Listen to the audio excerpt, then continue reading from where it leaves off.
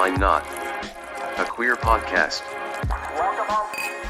Thank you to our sponsor, Pineapple Healthcare, an award-winning primary care clinic right here in Orlando. Pineapple Healthcare offers mental health counseling, HIV, STI testing and treatment, and specializes in care for the LGBTQ plus community. Open Monday through Saturday. Call today at 407-553-6336 and schedule your appointment. Pineapple Healthcare. Better together. Hi, everybody. I'm Rick Todd. And I'm Jeremy Williams, and you're listening to Why Not? A queer podcast. Episode 133. All Yay, right. 133. I feel like we're really... I guess we'll address the... I feel like we're subdued. Go ahead. We're like, hey, everybody. Oh, hey. It's one of those sweaty balls episodes. Do you want to talk about your different background real quick? I do. I wanted to feel like I was in New York, so I bought these backgrounds, and this is the background of a New York hotel. Oh, it's very New York-y. No, at the end of last episode, I don't know if we talked about it on the episode or not, but at the end of last episode, Dylan and I decided, screw it, let's go to New York. And so we decided to fly up to New York because you had been talking about the show that's happening tonight, and we wanted to see it. Yes, and we did talk about, because that's on my list of things that I did this week, or didn't do this week. But they have the Broadway at the Boardwalk series, and tonight Adam Pascal and Anthony Rapp. Thank you, are both performing there in kind of a little mini Rent reunion with the two of them. So, do you think they'll sing songs from Rent? No, I don't think they will sing a single song from Rent. I think they're going to do all of Britney's catalog, is what I heard. But what? She's going to sing all Britney. Oh, that lady in line at TKTS will be so excited. What else would they say? I mean, they've got two songs that they sing together from Rent, and then they've got they each have one song from Rent. But after those four songs, what are they going to sing? I'm assuming that it's not going to be both of them on stage the whole time, that like they'll come out individually at points. And I mean, Anthony Rapp was in the original Wicked, so maybe he'll do something from Wicked. Anthony Rapp was in Wicked? Yeah, he played Bach. I'm pretty sure he played Bach. Yeah. Google that real quick. I'm pretty sure he was Bach. I don't know. That one sounds suspect, but I don't know. And then I do know that Adam Pascal was in Aida, and I certainly hope he sings Elaborate Lives. I do know that I saw a clip of him doing Grease. I don't know how old he was or when. Anthony Rapp was never in Wicked.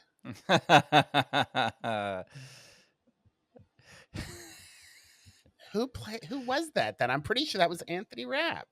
I feel like Adam Lambert was in Wicked, I think, before he auditioned for American Idol. But I don't know who he played. Talk amongst yourselves while Jeremy tries desperately I know, to find I saw him singing an Anthony Rapp Wicked connection. Well, I don't know. Maybe I dreamt of him singing Wicked. I don't know. I could have swore I saw him singing Wicked at one point. You just see him walking out on the street. I hope he sings Wicked tonight, just to spite the both of you. And he's like, I was listening to a podcast. Fuck those guys. Start Wicked. He goes, oh, sure. In my early career, I sang the song from Wicked. And then we'll be like, no, you didn't. And I will stand up and applaud. No, he was in You're a Good Man, Charlie Brown. And I did see that when he was in it in like the late 90s, early 2000s. And he was very good. Maybe he'll do something from that. Really, all I care to hear is Adam Pascal sing one song, Glory, and Elaborate Lives from Aida. And I will be happy.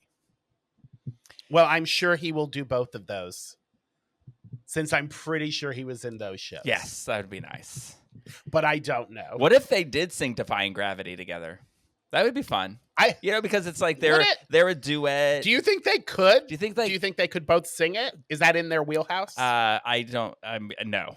But I have this image of like Anthony Rapp putting on like 10-inch nails. I was gonna say 9-inch nails, but I didn't want to sound like I was naming bands from the 90s. Sure. So put on 10-inch nails and go out there and let's sing. Anyway, So yeah, I'm in New York. I love it Yes. here. It's great. I will give you a tour real quick if you would like of the. Yeah. So we're staying at the Yotel Hotel, which, like, of course, we can't say without thinking Yotel Hotel Holiday Inn. Although I don't think Holiday Inn has anything to do with this. So I feel like we're in similar settings. Although your place is way bigger than this. This is like.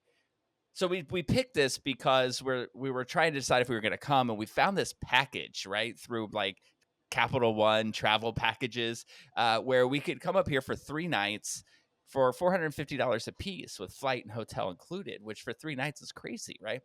But it was staying at the Yotel Hotel. Apparently it's like well known and everybody stays here. I've gotten so many messages from people that are like, oh, what room are you in? I was there last week. Or I took a picture, like, because I was wearing that monkey shirt with the glasses, and I took a picture with that statue with that red glasses, and I put it on Facebook, and people were commenting. It doesn't say anything about where I am. They just are like, oh, Yotel Hotel. So anyway, apparently it's very popular. But the rooms are like the size of cruise cabins, like staterooms on a cruise. And it's laid out like that too. It's like, it's very, very small. Like it's as wide as that TV behind me from here to that TV. Yeah, I mean, you can basically see the whole room. Yeah, you can. Behind you. This is the bed. And then there's the door. And then this right here, this is the wall to the shower. And on the other side of this is the toilet. Now, everything, I mean, it's really kind of cute. There's only one drawback to this room. Keep this in mind. If you're not alone, the door, like the glass door that slides shut for the toilet, it leaves like a gap like this. So whatever noise is going to happen in that room is going to happen in this room. Whatever smell happens in that room is going to happen in this room. So just keep that in mind. But, you turn the shower on, turn the TV on. Crack a window. Yeah, It'd be fine. Crack. We're not that couple that is, like, comfortable. Like, leave the door open when you take a shit and, like, walk in and out, brushing your teeth while they're, hey, how's your morning going? No, we're not. I shouldn't do that, should I? No. You probably shouldn't. I look like I'm in Ricky Stenicki, the double fisting. We're not this kind of couple. Yeah, we're not this kind. My apologies.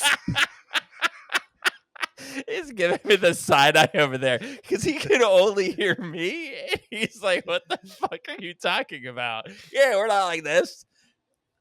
Oh, I feel bad for anybody who's not watching this and just listening because that was funny.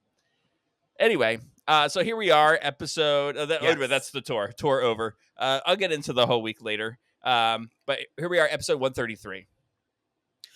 What do you got? Yes. What do you got for interesting? Not much. It's a week. Much. It's a weak number. I'm sorry, 133. You are a weak number. No, there's a couple of things in Chile. 133 is the emergency number for the police. So if you're ever stuck in Chile and you need police, dial 133. Right? Can you imagine you're like hiking in the mountains in Chile and you're like, somebody breaks an ankle and you know what to do. And you're like, hey, you remember those 2 gay guys? It's in that one episode. We should call 133. You're welcome. Saved a life. Chilean hikers. We just saved a life. There is a song by David Guetta called 133. It is on his 2002 album, Just a Little More Love. Before you ask me to sing a part of it, there are no lyrics. For those who are fans of David Guetta, he just makes music. He doesn't do lyrics. Drop a beat for us. Unce, unce, unce. That's all I heard. That is all I heard. Did you listen to the song? I did, because I was going to give you a little bit of the lyrics. Waiting and for I was the lyrics, and you're like, there's no lyrics in this. However, I want to get a glow stick and jump up and down. I thought this was interesting. The year 133 AD started on a Wednesday. Yeah. That was a lot of kids born that year. Yeah. You started on hump day. Yeah, done hump day. Started on a Wednesday. And then the only other thing I have is for Caitlin.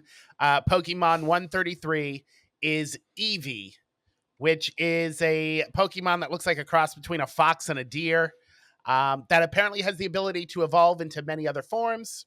I have this little fun fact about Eevee. It first appeared in the video game Pokemon Red and Blue and is the game mascot for Pokemon Let's Go Eevee, which makes sense because the whole damn game's about I Eevee. like how you're telling this to Caitlin. Nobody else can hear Caitlin except us, but you're telling this to her, like you're informing her of this, and she's responding. And she's going, with, oh, yeah, yeah, I know. absolutely. Yeah. Yeah. Mhm. I know that. Evie and I got her Yeah. I got a titty tat of Evie right here. I didn't take it as, oh, I already know that. I took it as, you are correct. You did your research. Thank you, Jeremy. You know what? Everybody needs an affirmation, Caitlin. Yeah. She's my hype girl. That no one else can hear. It's so sad. I just need to hear her. No one else does. You got a little Caitlin on your shoulder telling you, like, hey, yeah, you're right. This has nothing to do with 133, but I do want to give a shout out because since I'm sick and I'm taking Dayquil, I didn't want to drink any alcohol. But when we were at the Pines party last week, Chris brought home with him this can of Curious Number 4, which is a non-alcoholic cocktail beverage. And it is blood orange flavored cocktail. It is the most disgusting thing I have ever tasted in my life. It is so gross. Maybe they accidentally packaged it with vodka. There's no, this would be better with vodka in it. I will be sipping this throughout the podcast, but it is not very good. You know, when I was at Savoy the other week, they made a mocktail that was like a blood orange ginger beer concoction. That was delicious. Yeah, no, not this. This is not it. If I look like I'm shaking in this video, I am freezing. I just am drinking this thing is full of ice, and then it's like 68 in here. So I'm like, whenever it sounds like you're this way too. Whenever I'm in a hotel, I crank the AC way down because I don't pay that electric bill. I'll tell you something they do here though is like the air is on a sensor, so when you leave the room and you're not moving around, the air goes up to like 76, and so. This is ritual now. Whenever we leave, we come back. Dylan opens the door. I go in, slide over next to the thing, and while he's closing the door, I'm turning the air down so it gets like 68 because we like it cold. Anyway, yeah. Anyway, so did you finish on Pokemon again? I finish every time on. I gotta tell you this because that was a clip that we made for the socials, but my brother came to see us. I'm gonna get into it all later about it all, but I'll just say that he came to visit from Houston, but there was a storm in Orlando when he was arriving, so they diverted them to Tampa, and he had to sit on like the tarmac or runway or whatever what is out there for 3 hours, and then flew him to us. Now we had like an early flight the next morning, and we were trying to hang out long enough to see him. And my mom made this big dinner for him and all that. He didn't get to her house until like 10 o'clock. And so, but he said when he got there, he said, do you know what I did for all that time I was sitting in that airplane? And we're like, what? He said, I listened to some podcast about wine. And then he was talking about our podcast. So he listened to it while he was there and said that, when you said you finished on Pokemon in the last episode, that he started laughing out loud on this quiet plane, and people were staring at him like he was crazy. So anyway, shout out to my brother. It's good to see you for You're 10 welcome. minutes. We're happy to entertain you. I hope that you keep listening. We could use the numbers in Houston, so listen again when you go back there. Yes. I didn't feel so bad about ditching and coming to New York, though, because I am going to Houston in a couple of weeks for the Gay Softball World Series. And so let's see him then. Very nice. Very nice. Anyway, I got some 133s. Were you about to say something? I was going to say, what are your 133s? There you go. Look, in honor of the next issue of Watermark that's coming out, which is all about sports, I got a couple of sports ones for you. All right. Baseball legend Hank Aaron hit 133 RBIs in the 1963 Major League Baseball season. Do you know what an RBI is? That kid's going places. He's going to make something of himself. Runs batted in. Yeah. That means he hit the ball and people scored. All right. NHL's Wayne Gretzky had exactly 133 points in the 1981-82 season, the same year he broke the single-season goals record. Way to go, Wayne Gretzky. All right. That kid's going places. Are you ready for the really exciting things? We're just going to run through these because they're super boring this time. The 133rd greatest director of all times. Oh, my God. Can you believe that I wrote over it? I have here that he is. I really did. Now I got to look it up while I talk about this. He's an Italian poet and film director who directed a film that I imagine could only be about Jeremy's first 3 months in New York, 4 months in New York, maybe, called 120 Days of Sodom. Oh, But let me find out who he was. Well, nobody's going to know anyway. I don't have my Marco glasses on, so Polo. it's hard to read. This is directors, right? Yeah. Greatest directors, Pierre something. 133. There we go. Yeah, Pier Paolo Pasolini. Nice. While you're looking that up, I have on my screen, I said, because we each have our own little screen here. I have this mark on my screen and I keep trying to scratch it off. And apparently it's that, I don't know if y'all can see it, that light socket right up there. I thought it was a mark on my screen, and I'm sitting here while you're looking up trying to scratch it. I was like, what the hell is wrong with my screen? It's the lights. Anyway, good on you, Marco. All right. Aurelius, director. 133rd greatest film of all time. I was like, I didn't know that Albert Einstein was a director, but I guess it's a different Einstein who directed this. Sergei Einstein. 1925 film. Any guesses? I don't know her. Yeah, it's a Soviet silent propaganda film directed and edited by Sergei Einstein, originating as an entry out of a proposed 7-part series titled Towards Dictatorship of the Proletariat. And it's called Strike. So go out. Cool. Go out, give it a gander.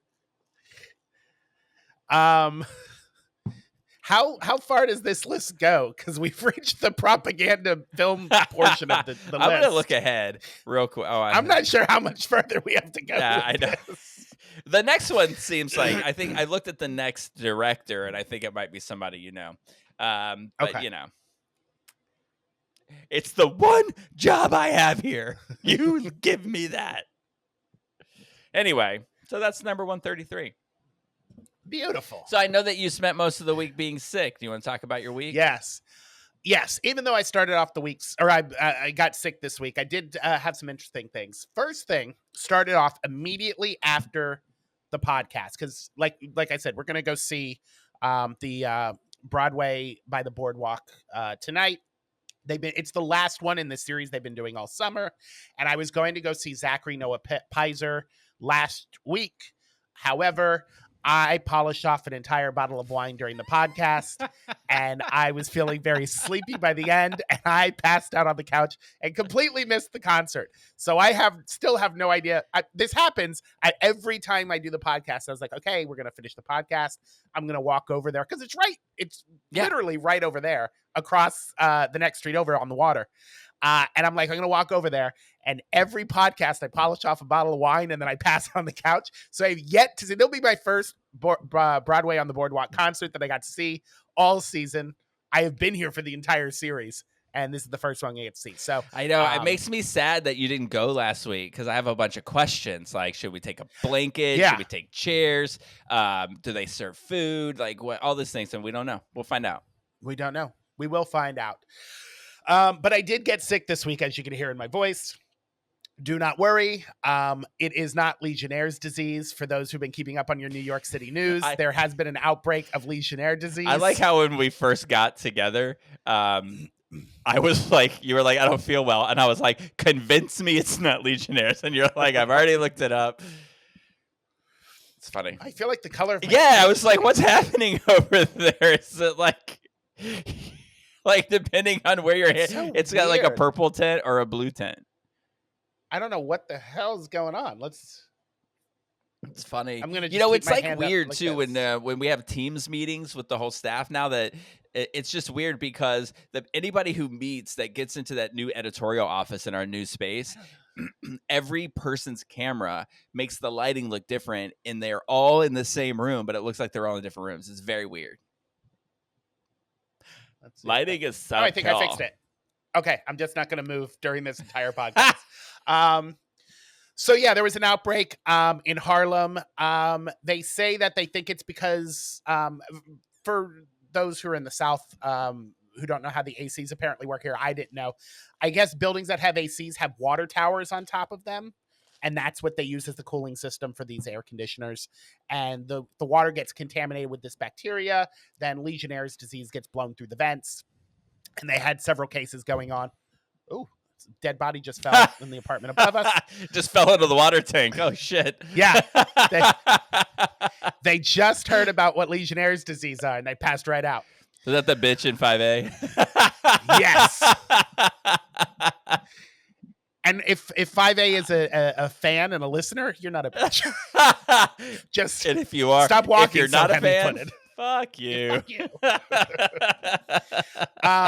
So this week, because I was feeling ill, when I get sick, I turn into a complete man-child, and I think most women would say most men turn into man-children. 100%, I do too.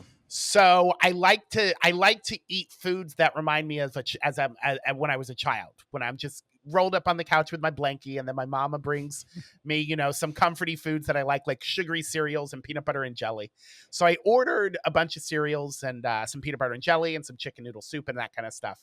And they delivered it. And they put the bags down. And when I opened it, the guy was there. It had been raining outside. And he was like, here are your groceries. And he looked like he had done something to them. He apologetically. I'm surprised that he showed his face. Yeah. But he was like, oh, here's your groceries. And then I was like, oh, okay, thank you. And he goes, there was an accident. And I was like, oh, okay. And I wasn't feeling well. So I was like, okay, whatever. You made it. They're here. I'm sorry you were in an accident.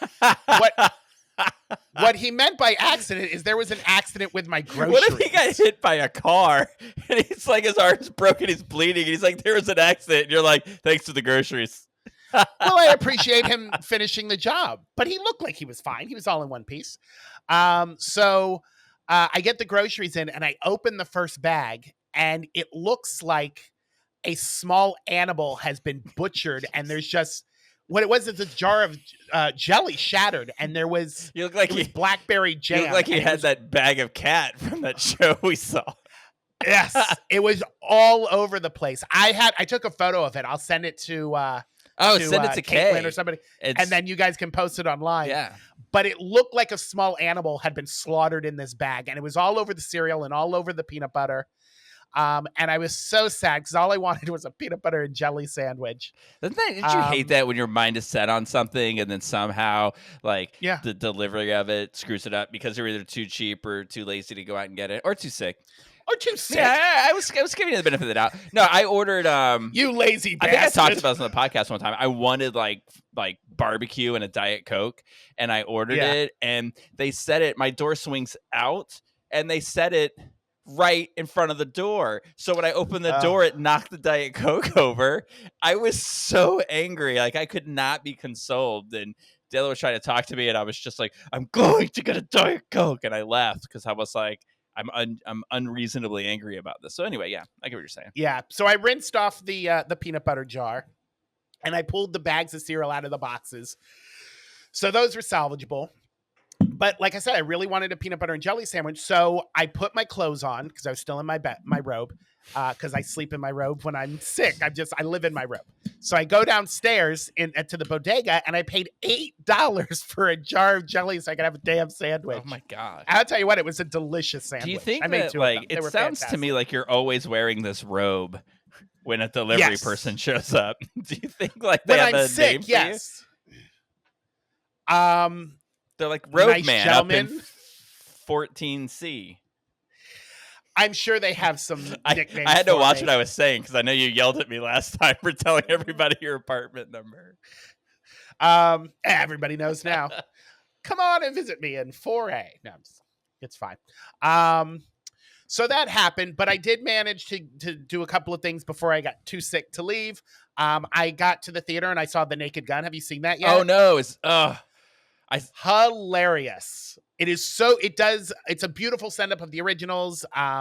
So perfectly cast. Liam Neeson and Pamela Anderson in it are hilarious, and the whole film I hear is they fantastic. are dating now. Yes, the film is so good they've decided to marry each other. Taken by Pamela Anderson. Yes.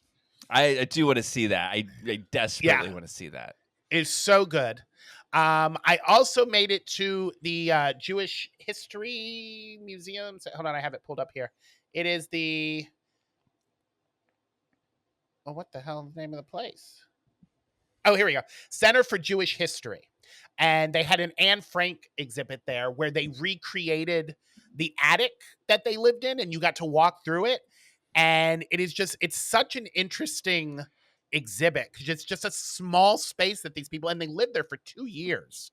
And you walk through the little bedrooms they had set up and the little kitchen area they had set up. And it was just smaller than my apartment. There was like 12 people who lived in this space, and it was just such a great exhibit. They do this thing where once a week, because it's going on, I think through the end of the year, and one afternoon per week, they have free. You can go for free. Oh, wow. So it's normally $25 a ticket, but if you're like in my case where you're kind of poor, they have one afternoon where you line up, and it's a set amount of tickets. It's first come, first serve. And then you stand in line until it's your time to go into the exhibit. So they started it at 2:30. I got in line. I didn't go until 3:30. But I was like at the end of the line where it was the cutoff, and just hundreds of people had lined up to see this for free. And it was a wonderful exhibit. Hopefully they go back and pay to see it if they weren't able to get in. So just for the listeners to keep track, 1 hour wait time, fine for the Jewish History Center. 1 hour wait time, not fine for Irish soda bread scones. For bread? Is that a comparison you want to make? I just want to make sure that we understand the value of your time. Yes. I believe that the history of Anne Frank is more important than your soda bread. I do. Which we ended up getting anyway. But for later. I will say they had this cool thing there where they give you like these little blue phone things. And all around the exhibit, they have these little blue discs attached to the different artifacts and things. And you tap it to the disc, and then you put it up to your like a phone. And it's like having a personal tour guide through the exhibit. So you just tap the little thing, and then you listen to it while you walk through the exhibit, and it tells you everything that you're looking at. And it's such a fascinating exhibit, and it's such a beautiful museum. And at the very end, you can't take pictures in there, but at the very end, they have some things you can take pictures of, and they have just kind of looped around this big room, copies of Anne Frank's diary and all of the languages they have been translated into. And it's been translated into, why are you smirking? Dylan's trying so hard.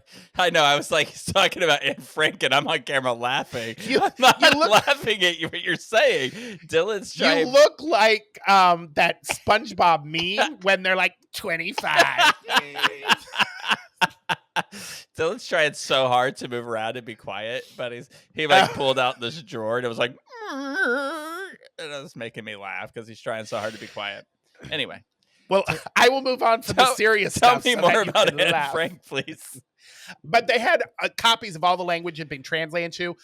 Shelley Winters won the Academy Award for Best Supporting Actress for The Diary of Anne Frank. She played the grandmother, and her Oscar is on display there. Really? That is the closest I have ever, because you can get right up on the Oscar. That's the closest I think I will ever be to an Oscar, because I don't think I'll ever win one. That's pretty exciting. Hey, you don't know that you won't hand one out. That's true. Maybe a tragic accident will happen to me, and the Academy will be like, let him come present an Oscar. No, they're going to be like, hey, you know that podcast of those people that talk about movies all the time? Let's have them give out an award.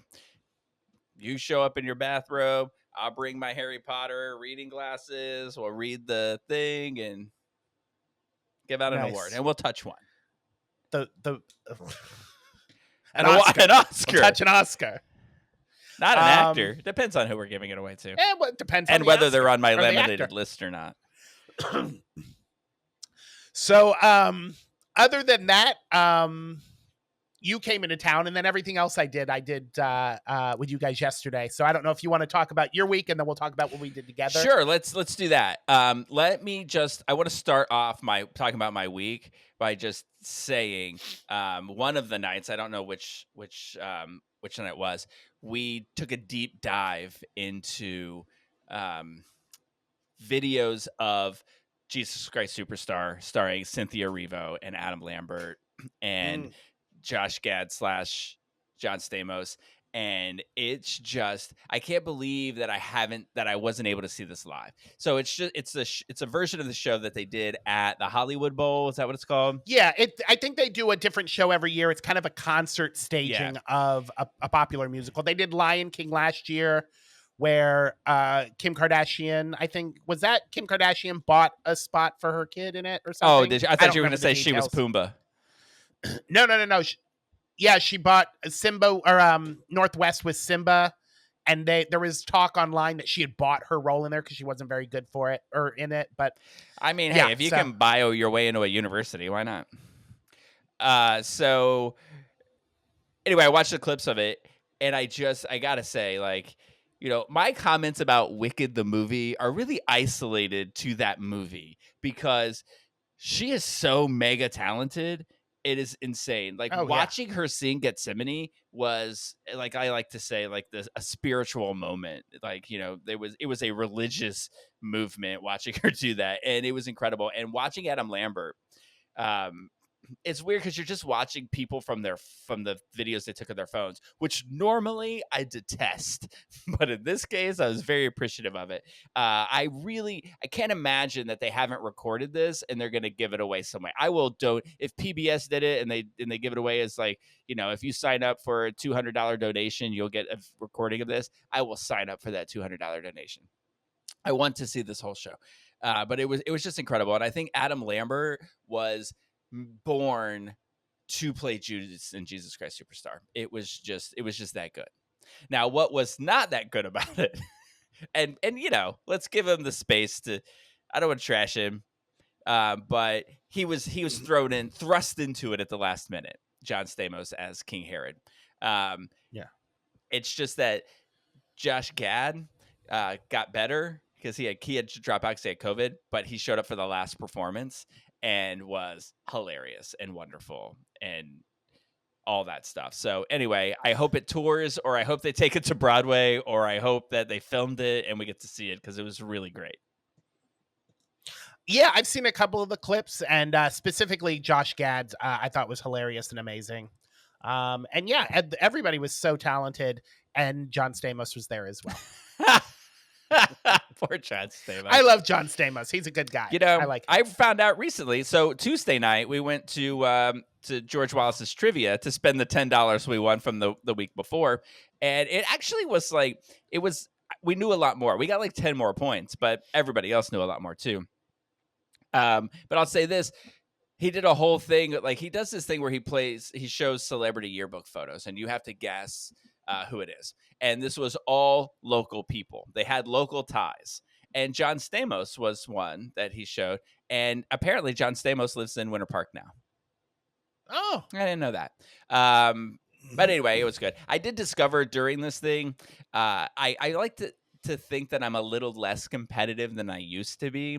And maybe I still am. Or maybe my problem is like I'm just a stickler for the rules. And so we had this guy join our team. He was standing there talking to us, to Dylan and I. And I was just like, well, have a seat. You can be on our team. And he's like, well, I'm probably not going to know anything, blah, blah, blah.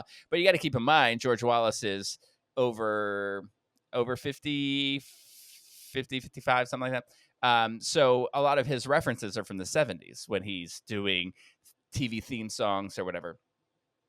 Anyway, this guy, he's older than that, who was sitting down on a team with us. You know who he is. I'm just not going to call him out on the show in case he's listening, because I don't want to like embarrass him. But he was like an answer, like something would happen, like say like he played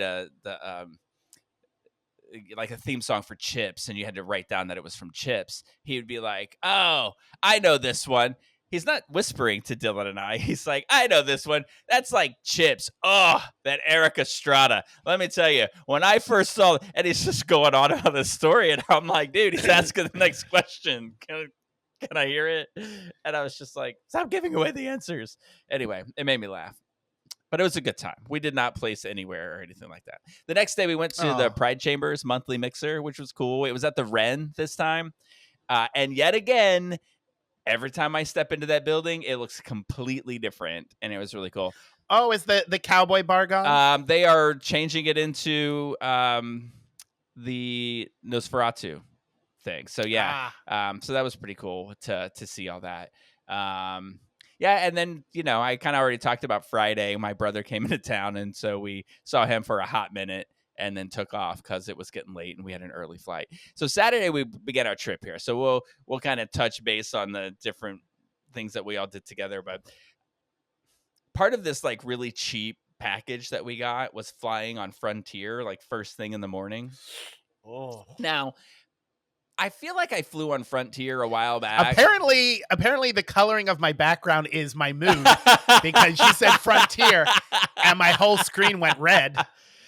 Like, we were actually talking to Dylan's uncle about Frontier too, and he was like, never. He apparently got into some battle with him and had to get lawyers involved in this kind of thing. Like, ooh, can I find that video on TikTok? Some of my favorite times are watching people get into it with Spirit and Frontier on TikTok. Well, it's just that.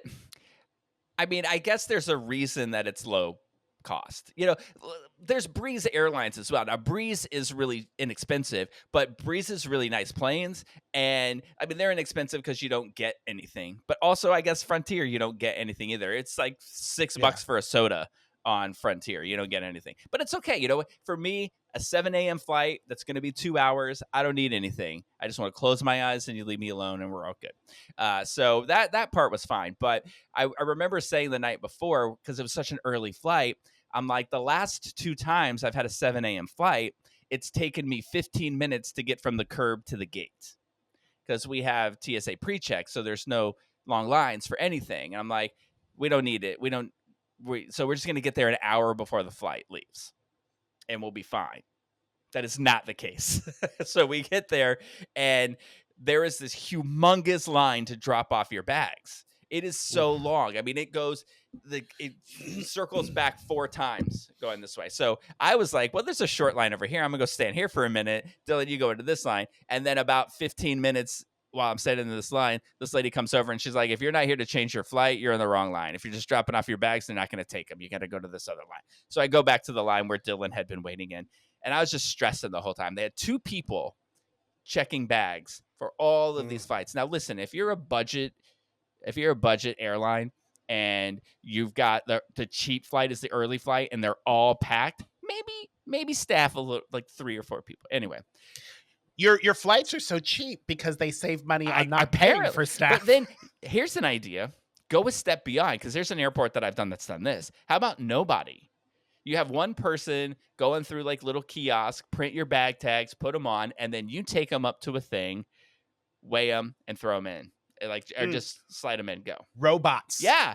How about all robots? Take a lesson from the Yotel. That's what Yotel does. Mm-hmm. You can come up, give your bag to a robot, and it ends up in your room.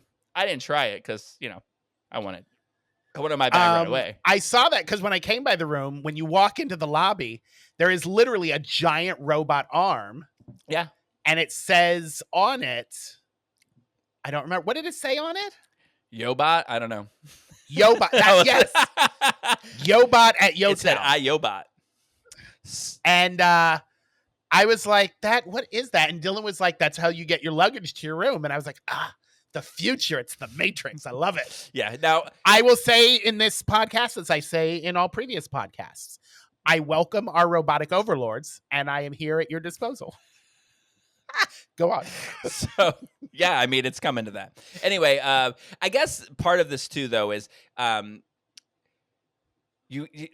think Frontier makes it so expensive to check a bag that most people don't. And if I didn't check a bag, like our idea was we were coming with carry-ons because our plan is to come to New York like every month or every other month.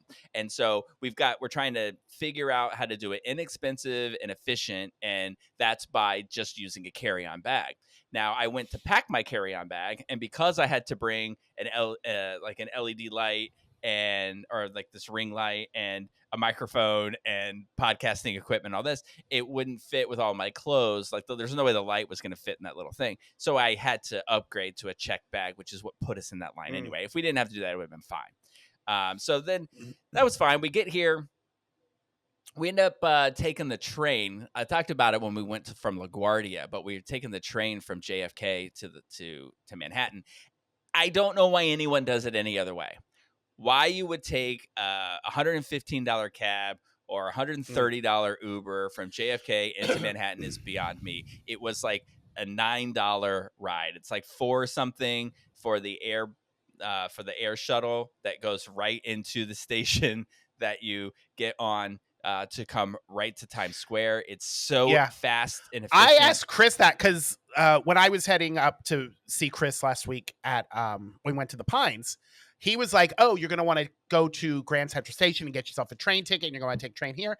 And I Google mapped it, and it says, "Get on the damn subway and take it right into JFK, and then catch the train in there." It saved me $40 for the train ticket difference, and it was $2.90 to take the subway. Yeah. And I was like, "Why wouldn't you just do that?" And he goes, "I don't want to sit on a subway for an hour."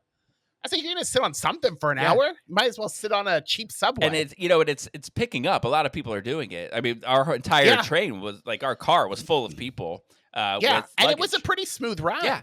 It's easier, actually. It's smoother on this to come from JFK than it is to go to LaGuardia, because on LaGuardia, you take the subway and then you transfer to a bus. It's all cheaper, but the bus, you have to like carry the suitcase up and put it on a rack, and then you're like really packed into this bus. Subway, way easier.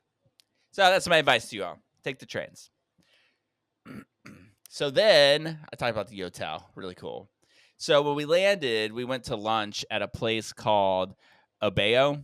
I don't know. It's this Thai place around the corner from where we're staying. Super delicious. Then after that, we went to TKTS to find tickets to a show. And I'm so glad that we picked the show that we ended up seeing. We went to see Call Me Izzy. See that cup? Isn't that cute? This is just what they serve their Diet Coke in. So then I get a little souvenir and this. So it's a one-woman show. Stars Gene Smart. And it's 90 minutes, no intermission. And man, is it good.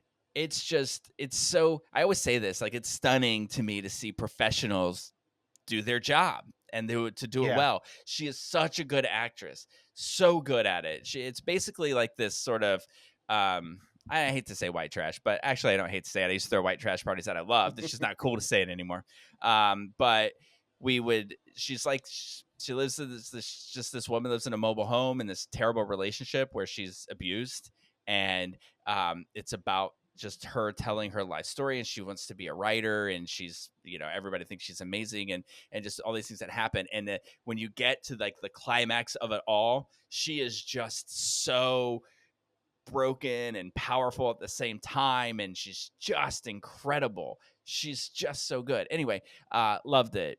And I noticed when she first comes out on stage, somebody was walking her on stage, but it was confusing because I'm like, is this her character? Like, her character is frail. But it was when the lights were out and it was a stagehand helping her. So afterwards I Googled, like, did Gene Smart hurt her leg? It was the first question that pops up when you're like, did Gene Smart, boom, hurt her leg? And apparently she busted her kneecap open when she was shopping in Manhattan, and was out for a little while. Then they just reblocked the show, and she's broken kneecap going out there and doing the show. Just incredible. Yeah. Fits the character. I love Gene Smart. She's fantastic. There's been clips on like TikTok and Instagram that I saw of her, and she comes out after every show, and she signs the autographs for the fans. And there was a fan who asked her to sign her forearm, but as her character from Hacks, because she had her sign it with a Sharpie, and then was going right to a tattoo parlor to have it tattooed. And Gene Smart was spazzing out because she's like, I don't want to mess it up. It's going to be permanent. She's like, you can't mess it up. It'll be fine. So she had like stood up and had to like get like in the zone to sign this lady's arm because she was paranoid she was going to fuck it up. But she seems like such a genuine, nice person. I know everybody says that. They're like, I met this celebrity and they seem nice and genuine. But everything I've seen of her, she just seems like such a genuine, nice person. Well, that's cool. I mean, they don't say that about everybody. There's a lot of celebrities people say are assholes. So it's good. Andy Cohen. When she was in Designing Women, and, all the gays loved her in that. And then she disappeared for a little while. But then I think when 24 with Kiefer Sutherland came out, one of those seasons, she played the first lady. And she was fantastic in it, and then she's just been in stuff ever since. So she's great. She's great in Yeah. Hacks. She's Yeah. great in Call Me Izzy. I think it's on its last legs. I think it's like a limited thing that's running toward the end. But it's not difficult to get seats and to get good seats if you go to TKTS. So worth it. Yeah. So amazing. And then after that, there's this little coffee shop on 8th, I think. I don't even know the name of it. It's like I can tell you this about it, though. It's one of those that doesn't carry Splenda. And if that tells you anything about it. But what it does have is like a ton of Dubai chocolate. And so we go there to eat that every time we come here, and it was delicious. So that was Saturday. Then Sunday was all about us. It was all about hanging out with you. Yes. So we had it, man, did we? What a big day that was. So we started off. We started off 8:30 in the morning. Dragged you out of bed. Yeah. To go get. I'm pretty sure it was the earliest I have been up since I have come to New York. You're welcome. And we went to Mary O's in the East Village to get Irish soda bread scones. Yes. Tell us what you thought. So when we get there, the line was not very long yet, which was nice. There is no AC in that building, so that was not nice. But so we get up there, and it's one of those places where that's all they serve. It's not like you look at the menu, you're like, what do I want? You are there to get the scones. You could be there to get an entire loaf of soda bread, but most people are there for the scones because that's the only thing you can get is scones or the soda bread, the whole loaf. So we get up there, we order our soda breads, and then I tell the guy, "Oh, I wanted a coffee," and then he gave me a free coffee. Soda bread scones may not be all you get. You might get hit on. Yes. And he gave me a free cup of coffee. I was like, "Oh, let me get a cup of coffee," and he goes, "Here, you can have this one. I just made it fresh." I want to say, and I was like, "Oh." I like the way that you're saying this, but he was like, he goes, "Oh, you want coffee?" He's like, "I just made this one. Can I give it to you?" And he goes to hand it to you, and you go, he says, "It's on me." And you're like, "What?" And he's like, "It's on me." And I was like, the way he said it, though, I thought, oh my God, is he about to like flirt with Jeremy and like pour this coffee all over him? It's like, "It's on me." And then like it'll burn Jeremy's name into his chest. It's a whole thing that we had thought about. So did I enjoy the scones? No. Will I go back every day? Yes. No, I'm just kidding. He was a good looking fella. Scones, not so great. Bathroom sex, awesome. But we did get some scones, and they are very delicious. They are very good. Would I travel to another neighborhood early in the morning and wait an hour in line for these? Probably not. But like I said many times in podcasts before, there is no food product I would do that for. However, with a shortened line, and if you're in that neighborhood anyway, they are definitely worth grabbing some if you can get them. Yeah, because they are very good. And you also admitted to Dylan and I that you have sort of, like, to a degree, you've made your niche of what you like to do, and you don't like to travel to other neighborhoods. I didn't want to be one of those guys, but yes, it takes a lot to pull me out of Hell's Kitchen, at least in the last month. Yeah, just because there's so much I found things I like to do here, and I've gone and done other things, but it's like, oh, I haven't seen the Empire State Building yet, so I will make this day where I check out Midtown and I go and see the Empire State Building, or I haven't seen the Statue of Liberty, so I'll make a day down at the Battery Park, and I didn't go on the boat or anything to go see it, but I could see it from Battery Park, and it's, just like on TV, so it's fantastic.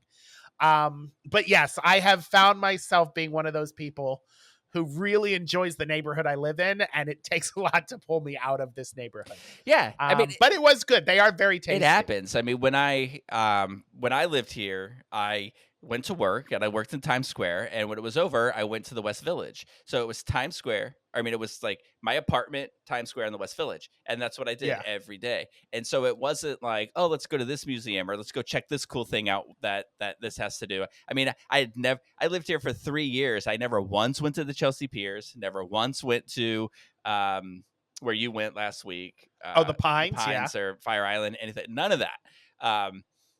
And then I leave there, and all of a sudden I hear of all these really cool things that people do when they live here, and I was like, crap, I should do that. Oh, I never did that. And now that I don't drink, there's a lot more for me to do. Yeah, so I've started making a list of non-Hell's Kitchen things that I really want to do. and I'm going to try to do at least one a week. Yeah. And one of the on the top of the list is sticking on the Irish trend. There's an Irish pub called the Dead Rabbit down near in the financial district that I really want to go try. So I'm going to try to do that this week. I'm going to try to do one different thing Yeah, each week. that's cool. So we had Mario's, which I think was good. Yes. I will admit this as I was eating them, because I do talk a lot about Mario's Irish soda bread scones, and I also talk a lot about Coco Kakagori shave ice in Orlando. And I realized probably what I love so much about the scones is that they're just slathered in butter. And I don't eat butter all the time. I use like fake spray butter. So I noticed when I was, because Friday night when my mom made baked potatoes, and I had real butter on them, and I'm like, oh my god, this is so good, because usually I just put spray butter on it.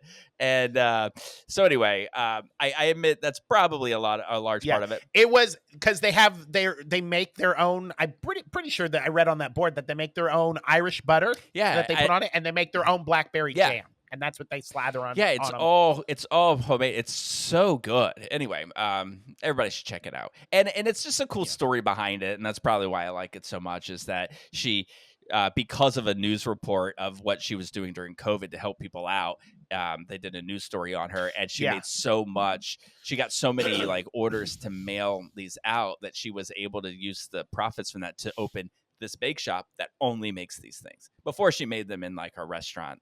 There's another Mario's, which is like a bar, restaurant-y kind of a thing. Anyway, so we did that. When we left there, we went to TKTS again. This time, because when you have a show when you go to TKTS and you wait in the line and you get tickets to you have to wait in this long line. Long line. But if you've already done it, and by the way, there are good times. There is like I went like at 2:30 on that Saturday to get tickets. And we ended up walking right up. There was no line at all. And so then you can take that ticket, and within the next 7 days, you can go back to TKTS and get in the Fast Pass lane. So we went in early in the morning on Sunday, Fast Pass lane. And I didn't realize this. I guess I should have known this, but a lot of shows are dark on Sunday nights. And I was thinking that they did 2 shows, like a matinee and a show at night. Not the case.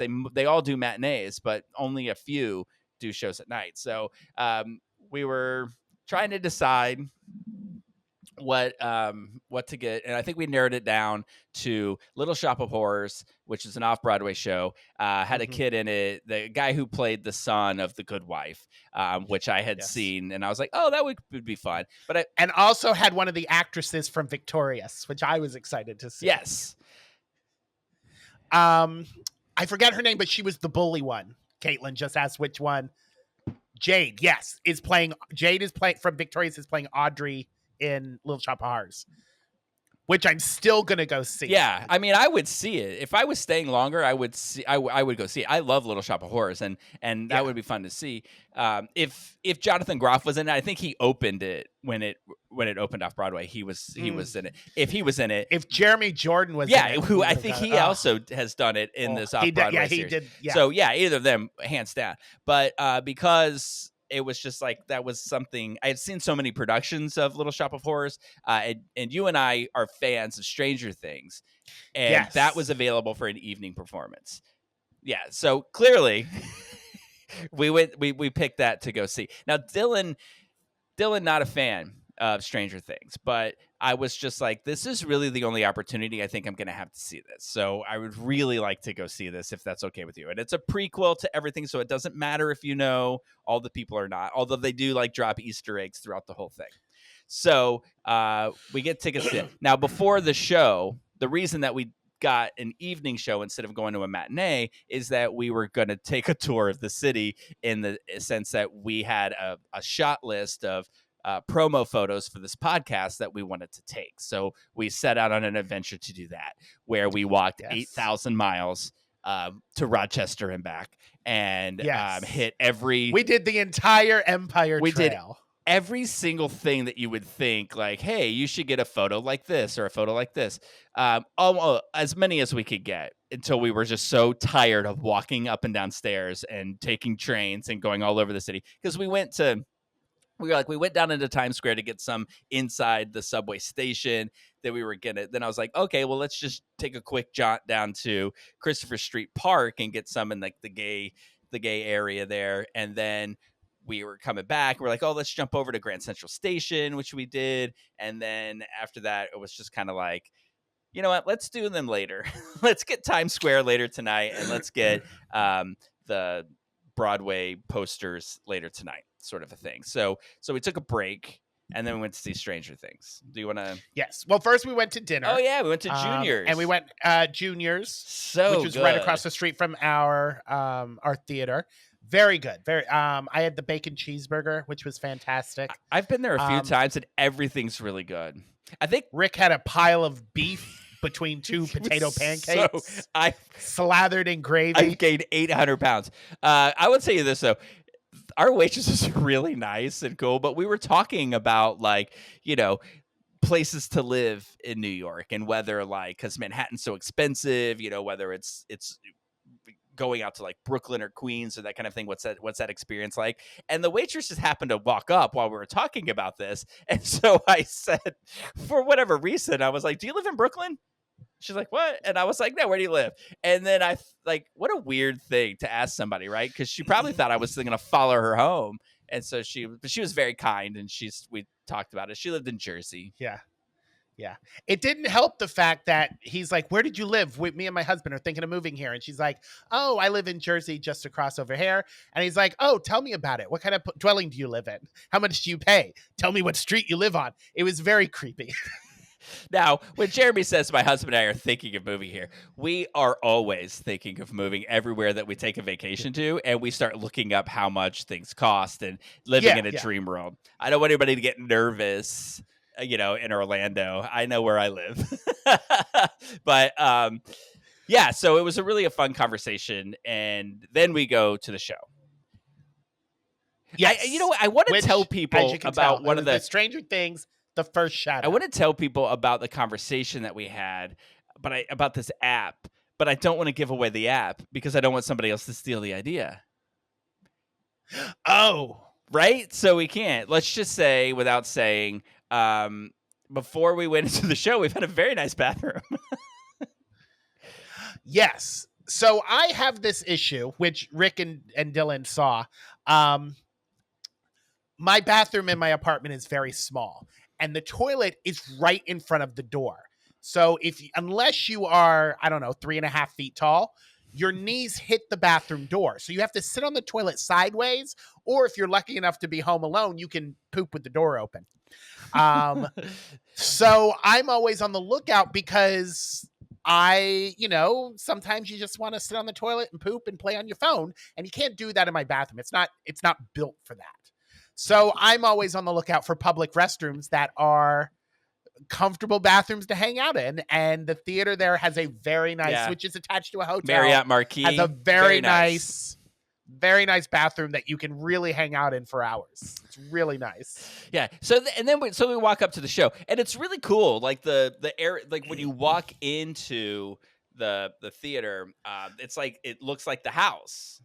Yeah, it's set up like the front of the house, the kid's house from Stranger Things.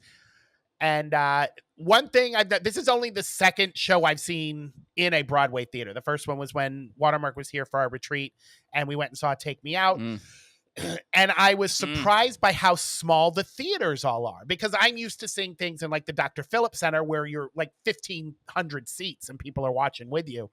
The theaters are very small and very intimate, which makes for a better viewing experience. Yeah. But we were 5th row E. Yeah. From the stage. Now, before we talk about the show, can we talk about the problem? And then we can end on a good note with talking about the show. Sure. Because I don't want to end on a negative when we talk about this. Of course. So we're watching the show, and you run the risk of something like this being surrounded by mega fans of something, And I noticed something was off when we sat down. There was a guy who was sitting by himself behind Dylan and over one, and like every song, it's like takes place in the 60s, so it's playing a lot of 60s songs, and he's singing every one of them.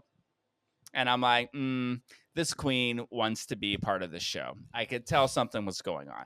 So then his friend comes and sits next to him, and there's 2 kids with them. So that's like the 4 of them are sitting Like teenagers, yeah. They're sitting directly behind us, and they're clearly mega fans. So like then the show starts, and as it starts, there's the characters are coming out, and you're seeing like the high school versions of characters from the TV show that you've watched for seasons, right? And every time there was one of them, this lady would say something to her friend, and they would laugh and they would talk, and it did not end for the entire show. Like oh God. And do you remember like when there's this scene? It's pretty cool. There's this scene where like the set just starts like out of nowhere, it just starts coming out, and that big like monster thing with the multiple legs. Like, yeah. So if you've seen the show, that giant smoke monster that looks like a giant spider, the legs fall from the rafters, and the giant head moves. It was like riding a ride at Disney. It was just like this massive puppet. It came out into the audience, and it was like towering above you, and she's just sitting back there, and I can't tell if she was excited or afraid for her life, but she's like, she screamed. And it was a lot to take in. And there were moments like Dylan kept doing this. Poor Dylan, because they were like all of her voice was going directly to him. And so she's talking and he's hearing out. So he kept doing I call it the Ellen DeGeneres, He would turn around and look at her and just kept doing it. And none of it helped anything. And the more that the 2 adults did it, the more the teenagers felt like they could. It was so distracting and awful. And I just feel like, I expect more from people who go see a Broadway theater show. You're talking about people dropping hundreds of dollars per ticket to sit in that area. We were in row E. And so, you just expect that. And so then, but this ended with the most unexpected thing ever. Think, I know, Caitlin, you know all of us. So I want you to think about these 3 people, me, Jeremy, Dylan, go see the show, and somebody's obnoxious. Who of the 3 of us do you think is going to confront this woman? Yeah. I know. I kind of gave it away because this morning I messaged the editorial team, and I was like, listen to the podcast if you want to hear how Dylan yells at some woman. So he actually wasn't yelling at her in a sense. It's just because after the thing. Oh, also the guy with her, like I didn't know if they were a couple or not until one of the kids in the cast took his shirt off, and he was like, the whole time. And then he kept saying this, or she kept saying, they're such good actors. They're such good actors, like not over and over. They're so good. Yes, they are. We're watching it. Shut up. Anyway, after the show, she was like, oh, that was just amazing. That was just I've never seen, it was such a great experience. I loved it. So then Dylan felt compelled to say something to her. And he just quietly puts his hand up and goes, ma'am, we would have all enjoyed it a lot more if you didn't talk the whole time. And she was like, did I? Oh, she was like, oh, I can't believe it. And I looked at her and I went, the entire time, like he was being nice. And like, I think his goal was to tell her, like, next time, try to understand other people are trying to watch the show and you're nonstop talking. But I was like, and then I emphatically was like, the entire show, like Joey doesn't share food. So then the guy with her, he goes, you didn't, he goes, you could have just walked away and not said anything. You didn't have to say that. And I looked at him and I looked at Dylan and I said, don't let that man put that off on you. They were in the wrong here. You're not to blame for this. And so then you could hear it. So then it was like awkward, right? Because when you sit in the front of the orchestra. Let me just paint this portrait for you. So we're watching this show. We all, the cast comes out, they all bow. Lights come up. We're all leaving.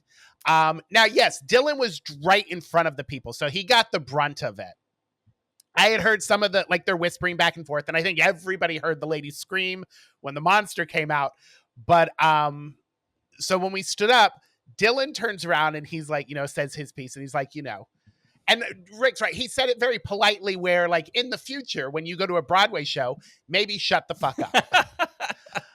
So she was like, well, you could have just turned around. So I felt like if it had stopped at Dylan and the lady, because she wasn't like nasty. She was just like, well, you could have turned around and told me to be quiet. I didn't realize I was being so loud.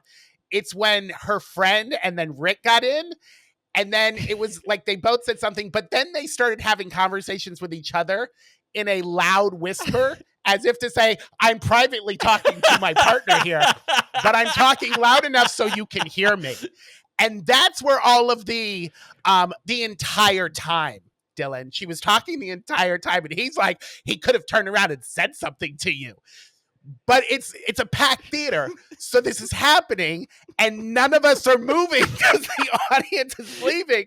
And I was like, "What the fuck is happening right now?" There's no movement in sight. Like No. the other aisles are moving, and Dylan said, "Should we go to the other side?" And I said, "We will stand here confidently." But it's funny because in an altercation like this, you might think, "Oh my God, what if violence breaks out?" Nobody in this situation looks like the type of person who would be violent. So it was all very passive aggressive, kind of, banter back and forth. Like, I'm going to make my point, but I'm talking to Dylan right now. So I don't know why you're looking at me. I'm just talking to my husband, and she's talking to the guy who we're pretty sure is the gay best friend, because I did hear the gay gasp when the guy took his shirt off. And we're just standing there, and as they're doing their thing, I looked over at the two teenage kids, and they looked like they wanted to die. Like they wanted to be anywhere other than right there in that situation. I felt bad for them because one of them had complimented my bag earlier, and I was like, thanks. But I was like, I told this to Dylan too, and I said the thing that's going to come out of that's the best that could possibly come out of that is that those kids are going to think about it before they talk in a show again. Those adults, oblivious. Yeah. That woman was oblivious. So when she was like, this is the whole thing. I heard him say to her, he could have said something. She's like, yeah, if somebody's annoying you, you should say something right away so it'll stop. And then I'd look over at Dylan and I was like, what are you going to do? Show her that she sucks by doing the same thing she's doing during the show? You're not going to turn around and say anything. And this is what's going on while we're motionless. And it went like the whole time we were standing there, the conversations between us were still happening. Oh, Jeremy must have been so uncomfortable. It was funny. Yeah, I mean, it wasn't uncomfortable, but it wasn't comfortable. I wanted to be like, come kids, let the adults talk. I'll take you outside and get you some ice cream. Oh goodness. So fun. But yeah, obviously, if she was having, a spiritual moment of the show, she should have been more understanding of the people around her. It's not like you should have your orgasm when the monster comes out. That's fine. Yeah. It's just they constantly talked and laughed, and like she would say something to him, and they would start laughing. It was as if they were in their living room, but you're not. And so don't and it's so selfish to take like your experience and like put that off onto everybody else. Like I'm going to enjoy this my way, and I'm going to make, you have to, it's just kind of sit there and contain it and enjoy it. Cause everybody's a fan where you don't sit that close unless you're Dylan and not be a fan.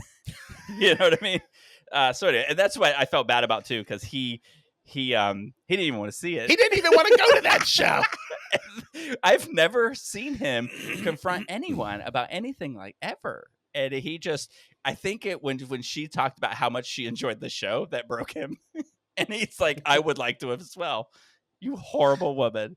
Oh, it was funny. It was funny. But she wasn't wrong. It was a great show. Oh my God. I just like the guy who starred in it. It's something McCartney. It's not Paul. But it's Lewis McCartney, I think. He was nominated for a leading actor in a play for a Tony. I think it's Lewis McCartney. I did look him up. Oh my goodness.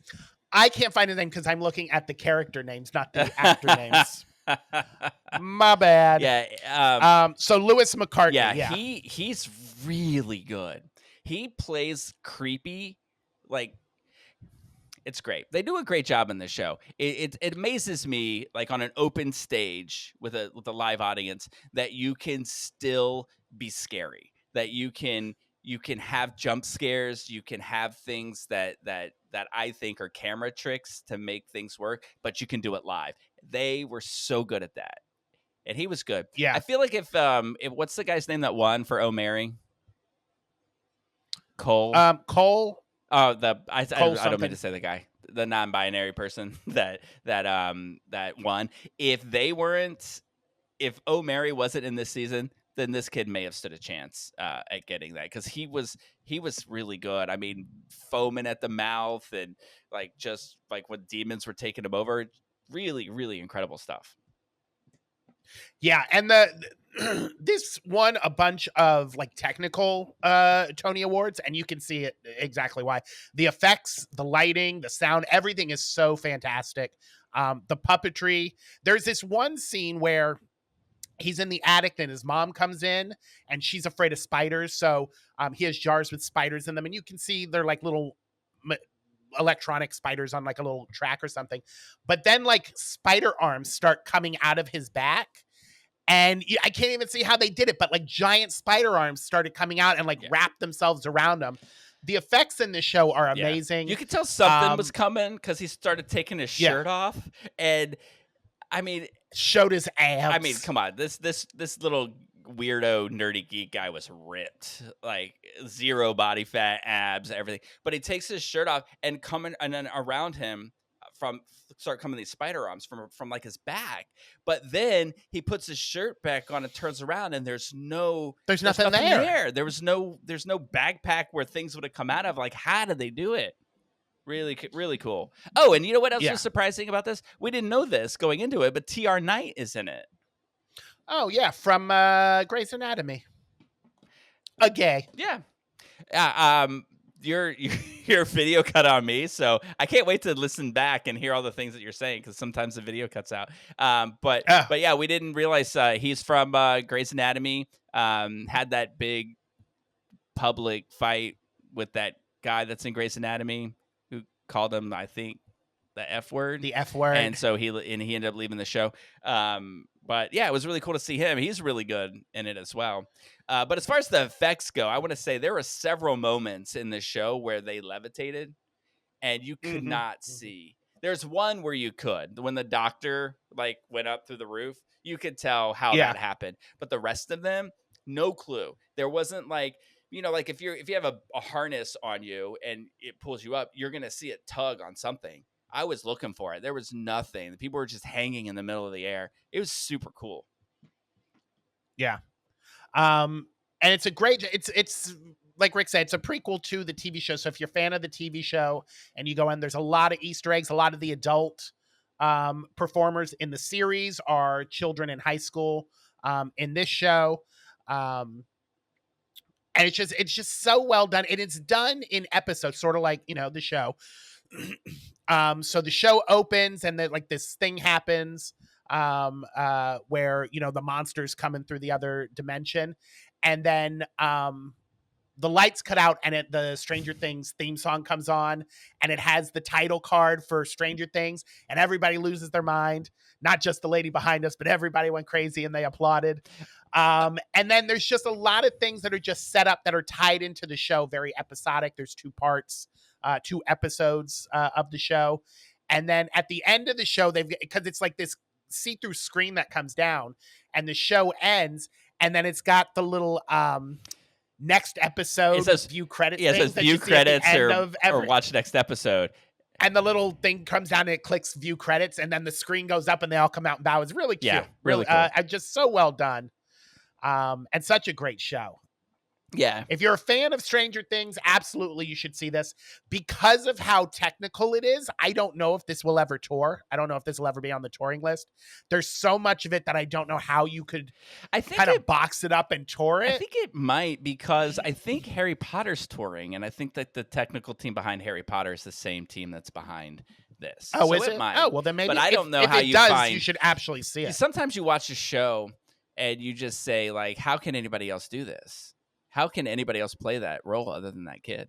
He was so good. Yeah. But I'm sure they'll find somebody. There's a few actors out there.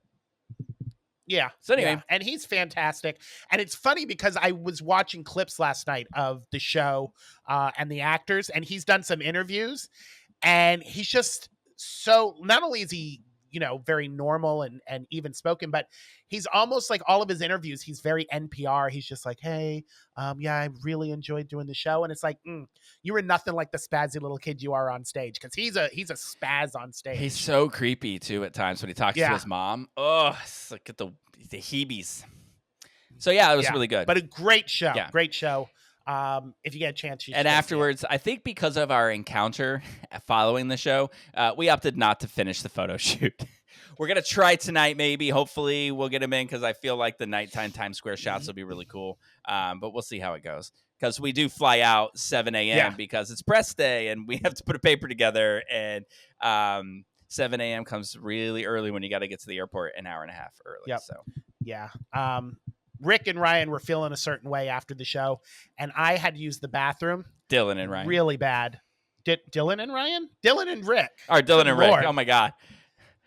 Who was there? Who are you? Dylan and Rick were, because of the altercation, were feeling a certain way. And Chris is in Chicago at market days this weekend, so I had the apartment to myself. And all I kept thinking as we were walking down the street, man, I ain't gonna close that bathroom door. I can just stretch my legs and enjoy myself in there for as long as I want. We didn't point out. I didn't say anything. We did get to see your apartment, and it's way bigger than I expected it would be. It's growing on me. It's a cute apartment. It is. And you must have the stairs are. You don't have to do squats ever, because walking up those stairs, they're very steep. So they are very steep stairs. Yeah. I was very winded when we got to the top of them, but I was like, ooh, I'd have a nice ass if I lived here. I'm working on it. Think of that bitch upstairs from you, how nice she looks. I know, right? Or if she likes the podcast, that very lovely lady that lives above you. Lovely lady with a sweet ass.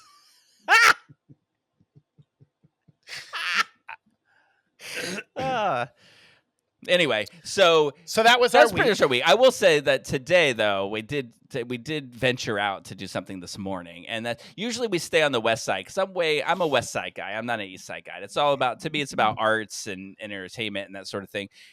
But we did venture a little bit over to the east side and went to Bryant Park, which was super cool. Do you know they do movies out there in Bryant Park? They did Ghost the other day. How cool would that have been to be in there to see Ghost? Yeah, we were going to go watch, me and Chris were going to go watch Pulp Fiction. Yeah. But I forget what ended up coming up, but we ended up not going. But yeah, they do movies out.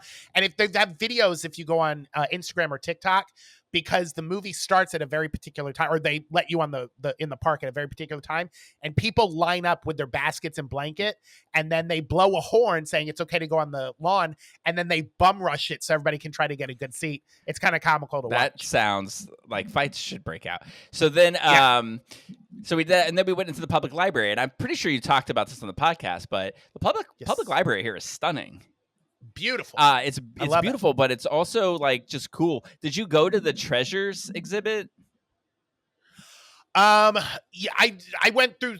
That's the one that has all the books and the. It's just got all kinds Charles Dickens desk. It's got all kinds of artifacts and stuff. It's got like the Bill of Rights. It's got handwritten letters by George Washington. And there's a lot of gay in there. There's a whole section of now I'm gonna forget his name. James Baldwin. Yes. I was like, who's the guy from, Capote's friend? Yeah, James Baldwin. They have some of his books and his letters in there. They have the original Winnie the Pooh stuffed animals. Yeah, that's how one of the original Bibles that were written by the Catholic That's what Church. I remembered that you had been there. I saw the Winnie the Pooh stuff, and Dylan's like, "Oh, Jeremy would really like that," and I was like, I feel like I heard him say he saw this. Yeah, that's cool. Right next to it, they have the writing desk that Charles Dickens wrote his books at. Nice, which is awesome. Cool. You know what they didn't have there though? Books. Well, All the books are across the street in the actual library. but there's the research room. Reading rooms are researchers, but you can't just go in there. You have to be in there to research and read. Yeah, there's like research books, but like a traditional life, you want to go like read books and check out books. All the books are across the street in the other library. Funny. This is just the facade. That's funny. Come look at our art. We'll call ourselves a library. They moved it all across the street. All right. So we have talked so much about our weeks that we're going to talk about this movie that we watched, but I don't have a lot of notes about it. So we'll just kind of talk about what we think about it. We finally decided to watch The Prom. For its 5-year anniversary on Netflix. Now, I've seen many versions of this. I saw the original cast on Broadway, which I was lucky enough to see that, which was great. We saw the show at UCF, which they did a fantastic job. There's a tour that came through that we saw and loved every version of it. Great. It's a great show. Yes. So let me see the movie. By the way, so we're going to talk about what we think, and we're going to talk about the Rotten Tomatoes score first. So what do you think the Rotten Tomatoes score was? I recall when this movie came out. Now, this came out during COVID, like the height of COVID. So, I think did I lose you? Did you lose me? All right, cool.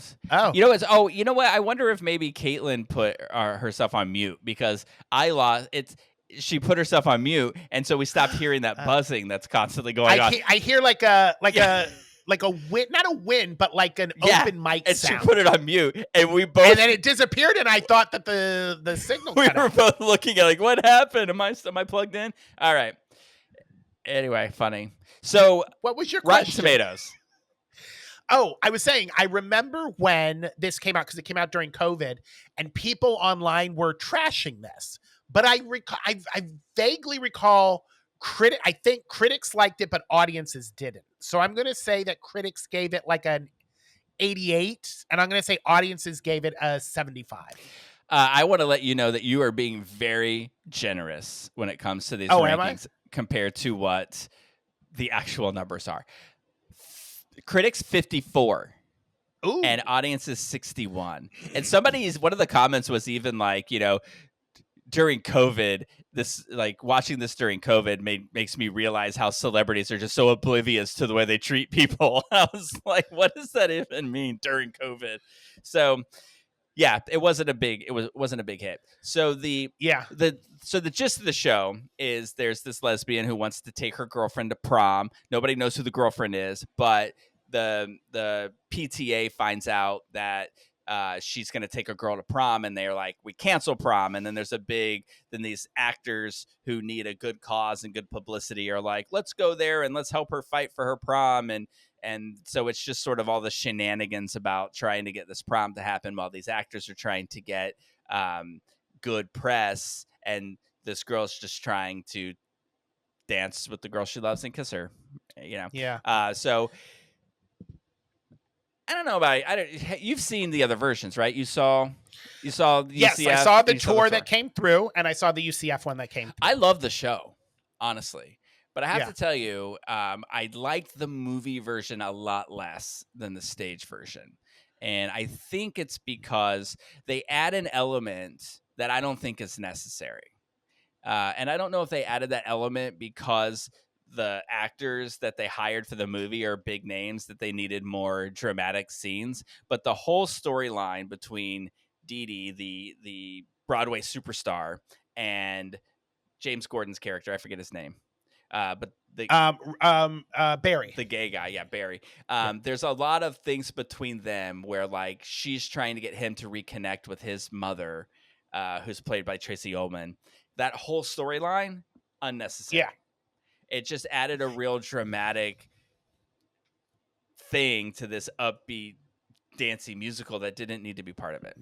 Yeah, it definitely is more so focused on the girl and her relationship with her girlfriend and how the Broadway stars factor in with that in the stage show. Yeah. It's much more focused on her in the movie. And you're right. I think it's because they got Meryl Streep and they got Nicole Kidman and they got James Corden, that there's this focus of, hey, let's make it about which is the complete reverse of what this story is about. the lesson they're supposed to learn. Let's make it about the big stars because they're the big stars. Yeah. So and it does. And we talked about this on a couple of past episodes. I'm not a huge Ryan Murphy fan. There's a couple of things he does that I enjoy. Early seasons of American Horror Story is good. I liked Hollywood, but he directed this, and it just I don't know. There's just a vibe about this movie that just rubs me the wrong way. That is nowhere near as good as the show is. Yeah, and it's just weird. Like, there's that scene too where towards the end, Tracy Ullman, who plays Barry's mom, shows up, and she's like, "I'm sorry, and I'm proud of you," and he's like, yells, "No, you don't get to do that." And I just like it just didn't hit right for this show. Yeah. It's like, and there's something else and I don't know why this doesn't bother me in the stage show, but it bothers me in the movie. How quickly people flip on a dime. Yeah. So like, that's one of the scenes where she's like, "I'm sorry, Barry." And he's like, "No, you don't get to do that." And she goes, "But I'm sorry, Barry." And he goes, "I'm sorry too." And then they hug and it's like, yeah. Where the hell did that? The other one is when, Andrew Reynolds' character, Trent, is singing to the kids in or rapping to the kids in the mall. And they're like, "We don't like the gay thing." And he's like, "But Jesus wants you to." And they're like, "Okay, you're right." Now, I will say, there's no process. I get you've only got 2 hours to get your story through, but it's like everybody flips their morals. They do that. Dime, and the stage version's the same way. And yes, it's kind of funny. But it doesn't bother me in the stage version. I don't know why. It's cutesy in the stage version. In this not so much. I will say, I love him. The more that I get to see what he does, he's good. I enjoy everything about him. He actually was in a TV show. I forget what it was called. I bring it up a couple of times, but he was in a married relationship and they had a daughter. It might have been called Next to Normal or The New Normal or Next Normal or something around that. Oh, I vaguely remember this. Yes. And that show was funny and it was doing well, but it stopped because he left that show to do Book of Mormon. And then the show stopped. And so I was kind of like, "Oh, it's too bad I like that show." But I like everything that he's in. And I'm glad that he's in a lot more stuff that I'm having. I know this is probably, you probably don't agree with this. I love Nicole Kidman and I love her in this movie. I love her in anything she does. I thought she was fantastic. I know that you have this big thing about people being a certain age of characters and that she might be a little older than what this character might be, but I really liked her in this movie. I find her charming. I would have and delightful. I would have expected her to be like the Dee Dee type character. Although I will say Meryl Streep is to die for in this, and I love her in this. Meryl Streep doesn't get enough credit for her voice. She's a fantastic She's singer. really good in this, and never would you believe that her and is that Peel or Keenan? That's Keegan. Michael Scott Keegan. Michael Keegan Scott. Michael Ian Scott. No. Sounds like anyway, hold on, I'm pulling this. Keegan Michael Key. Yeah. There's never there's not a situation would you ever believe that he and Meryl Streep were love interest. And they made it real. Like they did a great job. Both I think I will say like the cast was really good in this. I don't know why. I don't know who it was that played the lead and why they cast her in it instead of the girl that played it. Maybe it was a scheduling conflict or something. This was her first thing she was in. And but I liked the other girl too, but she was fine in this. And I thought Ariana DeBose was great. I like Ariana DeBose. Yeah, I love her. I think James Corden got a lot of shit for playing this role back when it came out, but I don't know why. And I don't think I didn't see any problems with it. I thought he actually did a good job. Yeah. The entire time, I thought he was fine. The only thing is when I watched the movie, and I don't know if this is what he used as reference, but I feel like he is playing Nathan Lane playing this character. Like he gives me total Nathan Lane's vibes. The stage version I've seen, the actors who play that don't give that to me. James Corden reminds me every step of the way of Nathan Lane in this movie. I'm gonna say two things. I gotta backtrack. Is your TV on? So I want to point this out because I forgot to tell you guys about this, and this is kind of creepy and crazy, but I cannot not tell you about this. So when we went to the bathroom at the Marquee, And I want everyone to know this. If you go to the bathroom in the Marquee and you're peeing at a urinal, you must know this. So I went into the stall to pee in the stall because the urinals were taken. The floors are super reflective. Super reflective. Oh, And no. I always look down to make sure that I'm not standing too wide, because remember that guy, that senator that got in trouble, and he was like, I just have a Yeah. wide stance. I just want to make sure that my feet are the thing. You weren't tapping? Yeah. Yeah. So I looked down, complete penis. The reflection was it was detailed. It didn't even look like I was looking at a reflection. It was this guy's penis. I'm like, hey, Oh, my. there you go. When I went to wash my hands, I was going to pat him on the back and be like, hey, good for you. Crazy. The other thing is because you said something about age, like my thing about age. The lady who played Joyce in Stranger Things was like 20 years older than everyone else in the cast. Yeah. And it was so obvious. So anyway, Nicole Kidman is great in this role. And I'm a big fan of Nicole Kidman. Like, there's no Laura Dern here going on. And but I didn't see her in that role. Now I don't think she was too old for it, because the character has been in Chicago as a dancer for decades and is waiting for her moment to play the lead, Roxy, and she doesn't get to, or she's got a lot of angst that she hasn't been asked to. So I can see it, that her age kind of fits there. I just, she just seems more of a supporting role than a starring role. And she, to me, seems like a starring role type. I get you. I just think she doesn't let her ego get in the way. Yeah. Unlike that damn Meryl. I loved her in this. And I think what it was is one of my favorite movies of all time is Moulin Rouge. And that and To Die For in the late 90s, early 2000s were two roles where I feel like she broke out of I'm Tom Cruise's wife, and that, these are the roles I get, where she kind of showed how she can have fun when she acts. And I feel like she was having a lot of fun with this role. It reminded me of her Moulin Rouge character. Yeah. Which I really You mentioned Moulin Rouge, which I love the movie. So when we were in line for TKTS, you were talking about how you had seen Drunk Romeo and Juliet. Drunk Romeo and Juliet. Yeah, where an actor does like 4 shots and then they completely make up the story because they're drunk and they've got to act this out. So you're telling me about that show, and this lady's like, oh my God, you have to go see it. And I'm like, it was so good. Like, the music is amazing. And I'm thinking to myself, I don't know what you're talking about. There was no music in Drunk It's Romeo when she goes, do you like 2000s pop music? You're going to love it. And I was just like, I was like, you're talking about Anne Juliet? And she's like, yeah. I was like, he's talking about Drunk Shakespeare. She goes, oh, well, I guess I shouldn't listen to this, be involved in that. Eavesdrop. And I'm thinking, like, no, you shouldn't, ma'am. I will never see Anne Juliet. Like, I think the style of, like, isn't that in the next season for Dr. Phillips Center? I think it is. I think it is. I think you will. I don't know if I will. Oh, because I told her, I was like, I don't really like jukebox musicals, so I don't think I'll go to that. She's like, it's not a jukebox musical. I'm like, they are songs that are on the radio. That's the very definition. Anyway, so then she said she was going to go see Moulin Rouge, so I took the opportunity to say the stage show sucks. Good luck. It does, though. The stage version is very different. I wasn't a fan of the stage version. Anyway. No. Although I did hear from her, Taye Diggs and someone else famous is in the show now. So I was like, I wouldn't mind seeing Wayne Brady. Oh, Wayne Brady. I don't think Brady and Taye Diggs. I think they play the same role. No. One of them is the bad guy, and one of them is the Taye Diggs is the Maharaja. Yeah, and then the Wayne Brady is Ziegler. Ziegler. Yeah. Oh, that might be good. It's just the lead.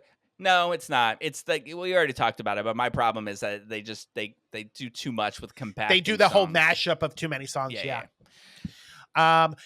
Speaking of movie musicals, or converted from stage to music to film and back, vice versa. One of my favorite things about watching a musical that they've turned a film into is seeing what they do with the musical numbers. Because when you're on stage, it's like, for instance, in the opening one, Just Breathe, she's on stage and like the actors are coming out and they've got lockers on stage and she's singing the song.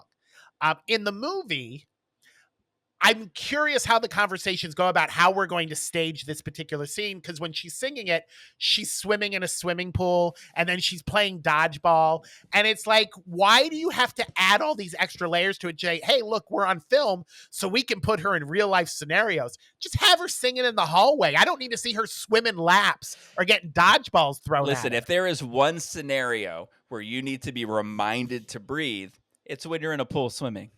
I guess you and Ryan Murphy share the same vision.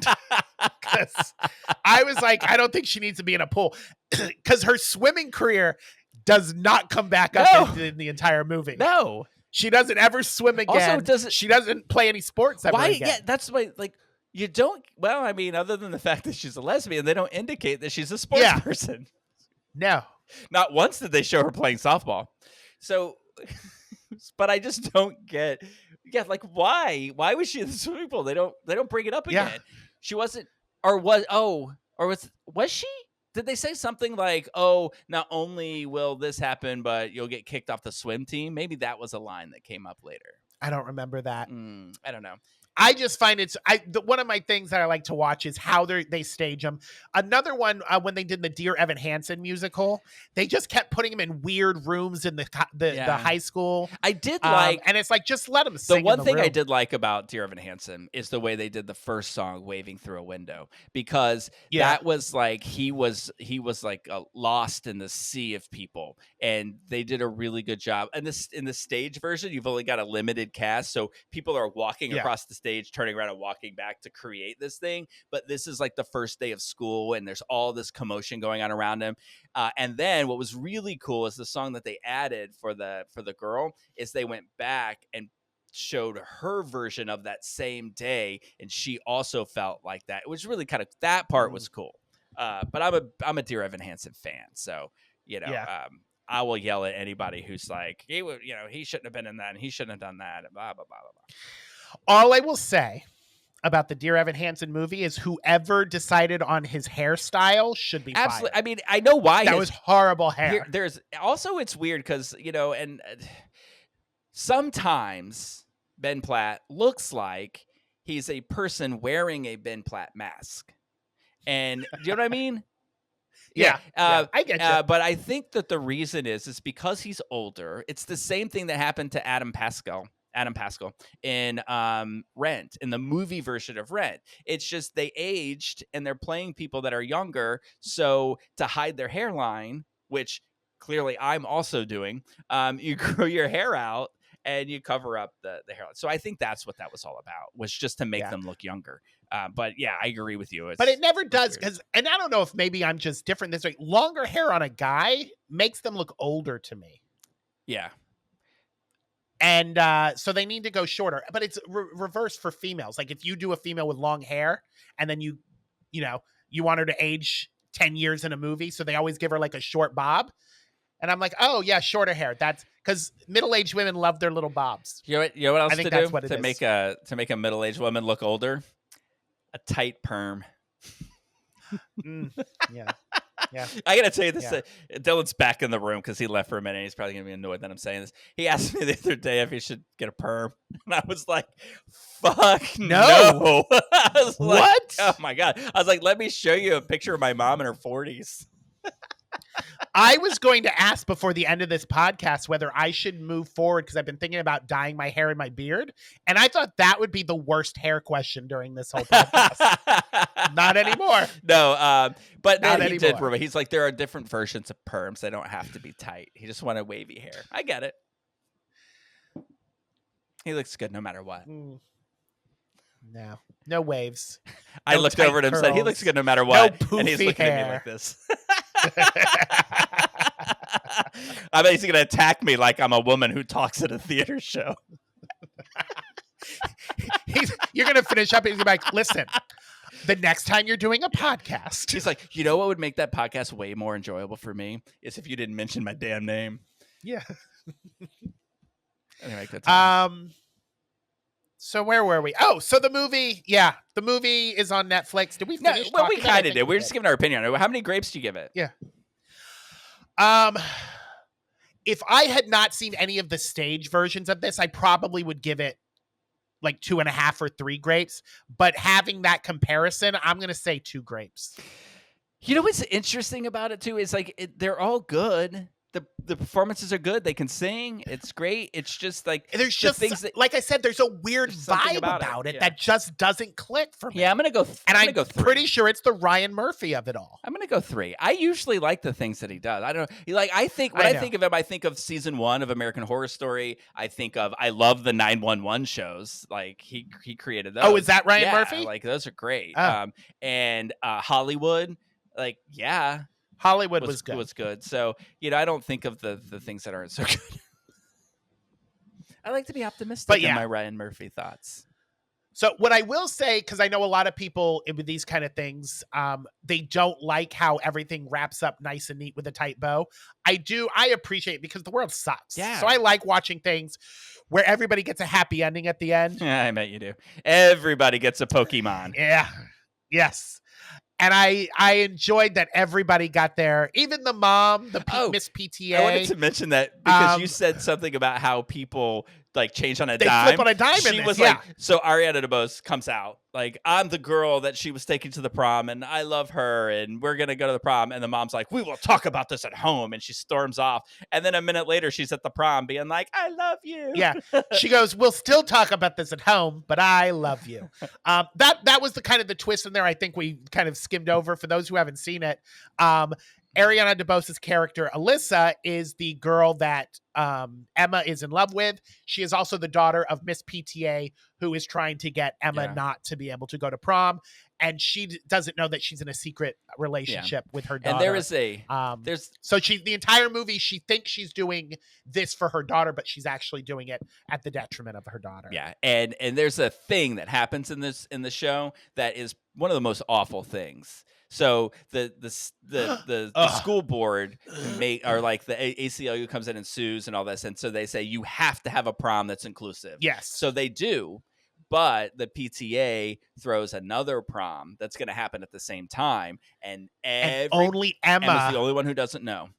And, oh no, actually, the girlfriend doesn't know either. Alyssa doesn't know, but Emma's the only one who goes to the actual prom at school, and everybody else goes to this private prom. Yeah. And then she's all there by herself, and they're like, there's your prom, you get to go. But they all did it on purpose. In fact, they even planned it so much that some people would text her and said, can't wait to see you at prom. We're so happy you get to go. And then she busts into the doors like with all of the celebrities with her to be like, look at this great thing, and it's empty. And the principal didn't know, and Alyssa and Emma didn't know. And then Emma's like to Alyssa, like, please come here and be with me. And she's like, I can't. My mom will not like me. So she feels horrible and alone. And it's just like, that's a really awful thing to do to somebody. Yeah. So, I mean, awful. Yeah. 0 grapes for you all. Then it all becomes happy at the end because she makes a YouTube video and they're like, we get it. Mm-hmm. We get it, Emma. We didn't get it before, but then we watch YouTube and now we get it. Here's your prom. I do like the parade of gays that watch the YouTube video, and they're all like, oh, the one girl, I don't know, you probably don't watch Will Trent, but one of the people that was watching the video and was like, I'm gay, was a character in Will Trent. So that's cool to see. Yeah, I don't know what Will Trent is, so no. It's not a CBS show, that's for sure. What do you think is going to happen if... I'll check it out then. I read an article somewhere that this merger that's happening with CBS. Yeah. That they're going to get rid of like the Star Treks that are... because they're too DEI, and they're going to get rid of them, and they're going to remake certain things into like a little more conservative thing to them. I hadn't read any of that. And that's why it said, I mean, it could have been a blog. I don't know if any of this is true, but it said that like Starfleet Academy that's coming out has only got 2 seasons, and that it's going to be the most woke show ever because they anticipate that they're going to they're going to take all of the things out of the platform and make new ones that are different. So anyway, if something like that happens, what am I supposed to do with my life? 90% of my television is CBS. Yeah. You're going to have to find a new network. Will Trent's on ABC. So. And what's that show about? I mean, it's about a detective, of course. Of course it is. He's just, he's like a... procedural? Yeah. Yeah. case of the week. Yeah. Oh yeah. Yeah, Okay. it's great. He's cool. He's got a little dog that he carries with him because, like, the first Of course case he he had, does. it's a little Chihuahua. Like, the owner died, and he took the dog on, and he's like, Who plays this Will Trent? he's a good-looking guy. I don't know his name. Somebody from a previous show making his comeuppance, I bet. I don't know. Your camera cut out, so I don't know what you said after someone from a previous. But I will tell you, he's really good, and it's a good show. It's actually a really good show. It's about, you would like it. Come on, you're from Georgia. It's about the Georgia Bureau of Investigation, and it's got a little 70s vibe to it. So it's kind of fun. Ramon Rodriguez plays Will Trent. He was in the Transformer movies. Will Trent. He plays Will Trent in Will Trent. The titular character, as they say. Tit. All right. All right. So fantastic. Maybe we'll check out that Will Trent. Is he gay? I don't think so, but there are people in it who are. No, it's all right. I Maybe. don't watch it. You're not gonna watch. You're not gonna go back 6 seasons or 4. 6? I don't think it's. How have I never I heard don't of this think it's that show? Has many. this been I on, think it's like 3 or 4. has this been on forever? It's a really good show. It's got what's her name? 3 seasons. I think what's that one Swim Fan? I think it's got the murderous person from Swim Fan in it too. I think it's her. That's an old movie. Yeah. I haven't seen that in forever. That's back in the day. That's where Emma learned to swim. Nice. Good for you, Emma. I'm a big swim fan of Emma. Just swim, Emma. On that note, we'll be back next week. Until then, the cork is back in the bottle.